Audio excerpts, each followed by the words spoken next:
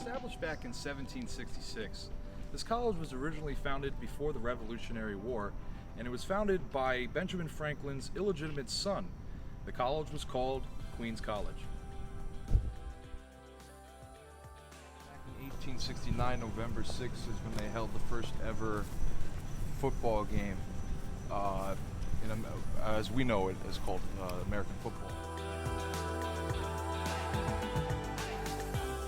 I'm here at the College Avenue Gymnasium here in New Brunswick, New Jersey, where the first ever collegiate football game was ever held here back in November 6th of 1869, in which the Rutgers Scarlet Knights took on the Princeton Tigers in the first ever football game ever established.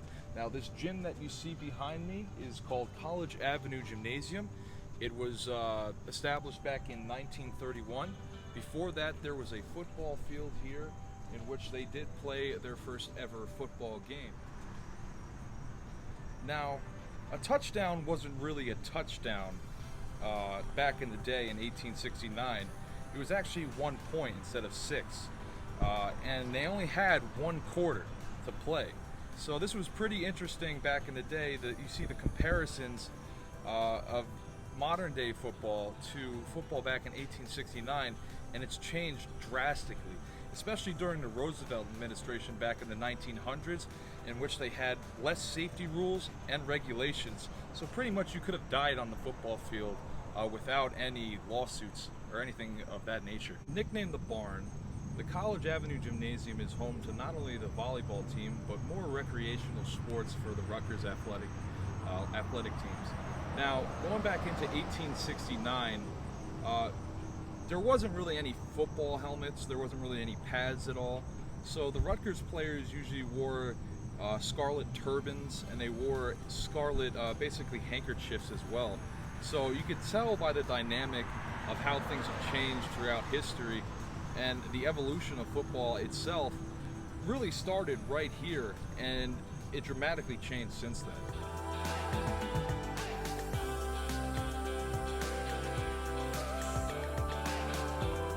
Now, when you see what's happening down in the field down there, it's Greg Schiano coaching his players for the 2020 Rutgers football season.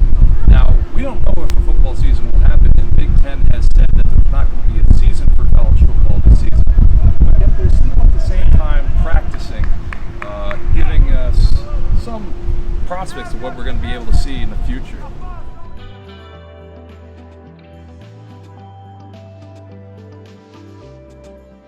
Moving on over to 1938, the Rutgers football team really needed a new stadium. So in 1938, they were able to establish Rutgers Stadium, in which they played football there until 1993.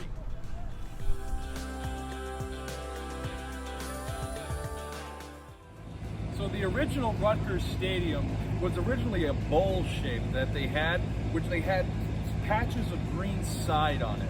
Now, in 1994, they were looking to expand their stadium, looking to have more features and commodities, and that's what the stadium we see today is.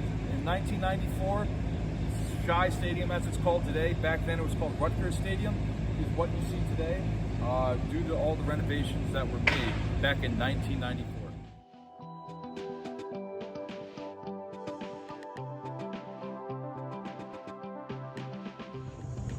In 1977, the Rutgers Athletic Center, aka the RAC, was established, and it's considered one of the most intimidating places to play in college basketball, especially in 2019 when the basketball team was really, really good, the men's basketball team. It hosts both the men's basketball team and the women's basketball team as well. But however, back in the late 70s, it was also host to an NBA team, the New Jersey Nets, which came over from the ABA back in 1977. It hosted players such as Julius Erving, Buck Williams, and beyond. We'd like to thank Rutgers University for letting us film on their campus during these hard times, and for giving us a little insight on what we need to know moving forward. This is James and Blaker for Turnpike Talks.